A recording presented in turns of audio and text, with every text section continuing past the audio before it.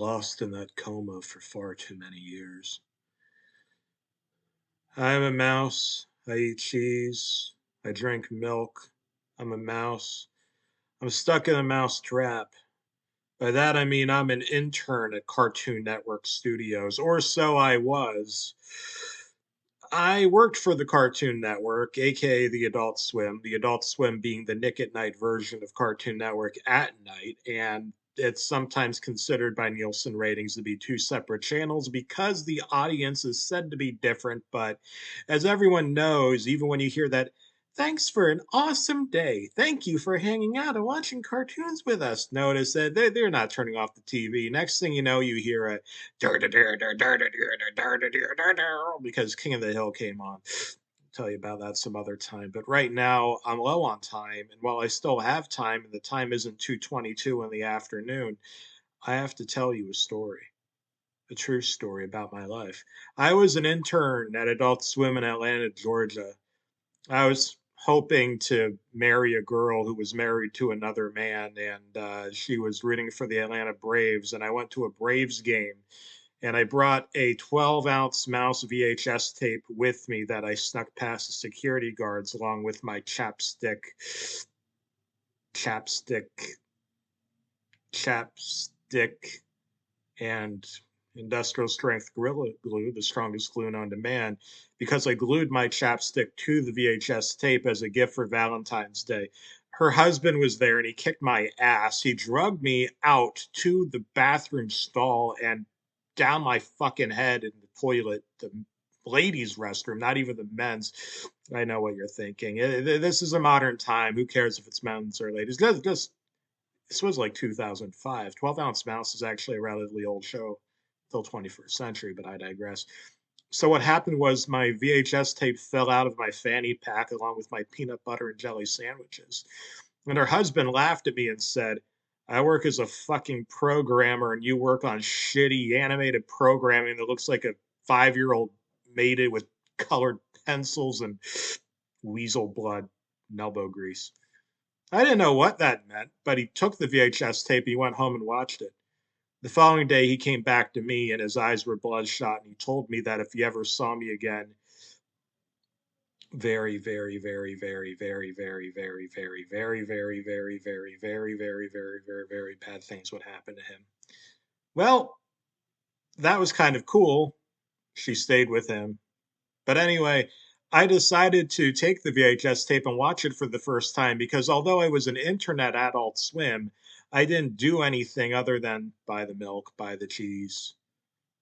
2:22 p.m. I'd go and I'd buy the milk and I'd buy the cheese and put the lotion in the basket. So the episode began as normal with the cardboard city. In case you've never watched 12-ounce mouse, the intro has a cardboard city where it's on fire and a hillbilly, rockabilly, punkabilly theme song plays that actually sounds kind of like Motorhead, but rockabilly, punkabilly, cowpunk. Out of my way, I'm drunk as hell. Oh, no, no, like a ring of the bell. There was a problem. When they said ring of the bell, there was a bell sound in the Taco Bell logo, and the bell sound sounded just like the bell from the Taco Bell commercials. A shiver went down my spine as the green 12-ounce mouse titular character appeared on screen briefly, holding a Taco Bell taco with fish guts in it and maggots oozing out of the delicious Taco Bell taco crust, if that's a thing, size. Whatever the fuck you call it, who cares? I don't work at Taco Bell. I worked at Adult Swim. Well, time for a drink, he said. The 12-ounce Mouse Fitzgerald character was indeed known for drinking, and he usually drank beer, but this time he drank something far more sinister. Far more sinister indeed. A can of Pepsi Cola? That original Pepsi coffee flavor that went defunct in the 1996 year? That can't be. I've had this in storage for 10 years, said the 12-ounce mouse. Just then, the squirrel, it's actually a chinchilla sidekick, kicked in and said what it always says. Kind of like that, except high pitched. The joke, if it was supposed to be funny, I still don't know, is that the 12-ounce mouse and some other characters can actually understand what the chinchilla is saying. Chinchilla, if you're not Spanish. And what he was saying, what Skillet the chinchilla was saying, continues to horrify me to this very day. We are the used. We rot brand new. We bought vanilla and basted. Tarred vanilla and basted. What the fuck was this? Oh, I forgot it was Thanksgiving, and I forgot my usual tradition of taking vanilla extract and giving myself an enema with it. Well, I turned off the VHS tape and I went to the grocery store. Along the way, there was a pochmarked teenage boy who looked a lot like Roger Klutz from the Doug cartoon, with the green skin and the fucked up hair. Sorry for the cussing. Hey, funny, he said. I'm not funny, but your face sure is, I barked back, angry that I haven't had an enema yet. Happy Thanksgiving, dork face, he said. I squinted very closely and noticed that he was wearing a Rick and Morty t-shirt featuring Rick slobbering. That's disgusting. Wait a minute. Wait a minute. Wait a minute. Wait a minute. Wait a minute. How could he be wearing a Rick and Morty t-shirt when Rick and Morty didn't even exist yet? Me talking to Rick and Morty fans when I'm a 12-ounce mouse fan, Roger Klutz Kid said as he punched my car window and glass shattered everywhere right into my wrists.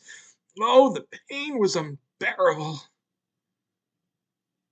You're a mouse. You suck. You're a coward. You're a mouse. Go squeak somewhere else. Go eat your cheese, rotten, stinky Swiss cheese, because you're full of holes after I fucking shoot you. Roger Klutz then shot me with a shooting gun. Blood, fish guts, tiny pieces of bone, sinew, and ground beef that looked an awful lot like brain matter spewed out of my insides as everything faded to black. The next morning I woke up. I was surprised that I woke up. I figured I'd be dead. There were no signs of bullet holes or anything. I looked at the walls. They were all white, padded. No, that wasn't padding. It was cardboard.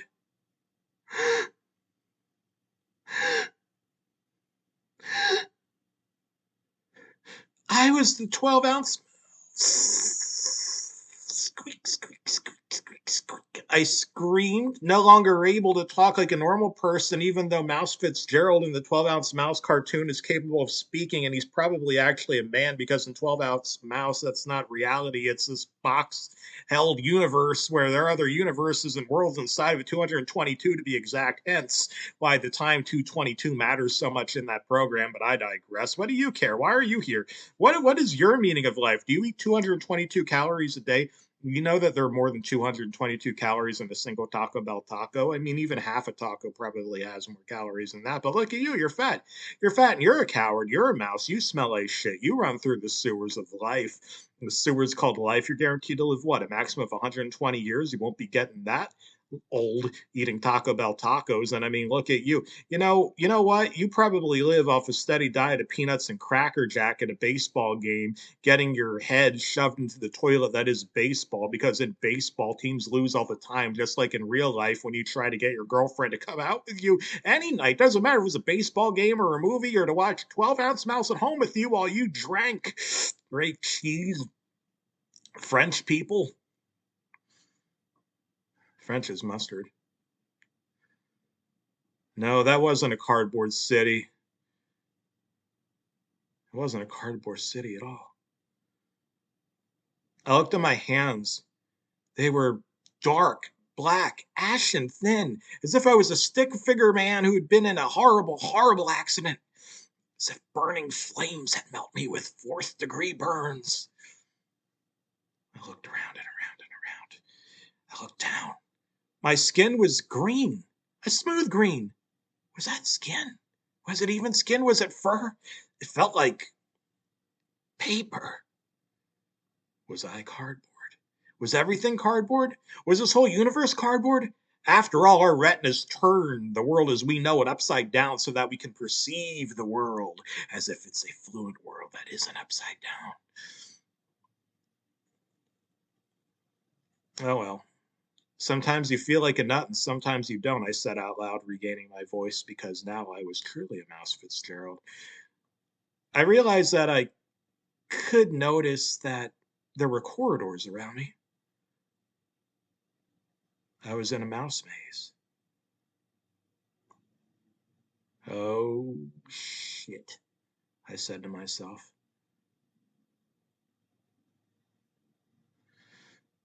I knew I'd never get out of the rat race and into financial freedom now. So, at this point in history, I just walk around the corridors hoping for a sign of life, sign of anything, sign of a reason to live, sign of a reason to believe that there's cheese at the end of the tunnel. But I'm stuck in the maze. It's unlikely that I'm ever going to get out, and it's unlikely that anyone's measuring how fast it'll ever take me to get out. Sometimes the patterns, the pathways of the corridors seem to blend in. Just like how on every suburban corner there's a McDonald's or a CVS where you can pick up your herpes medication. Oh well. Did you know that in baseball, if your batting average is a hit more often than it is a strikeout, that you're an amazing all-time great baseball player? Life's kind of like that. You just about always lose. You're going to keep trying anyway. You're stuck in that rat race.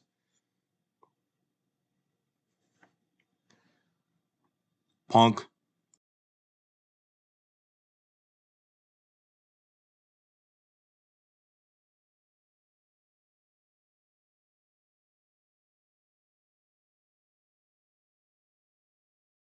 Dur, dur, dur, dur, dur, dur, dur, dur. Out of my way, I'm drunk as hell. Dur, dur, dur, dur, dur, dur, dur, dur, dur.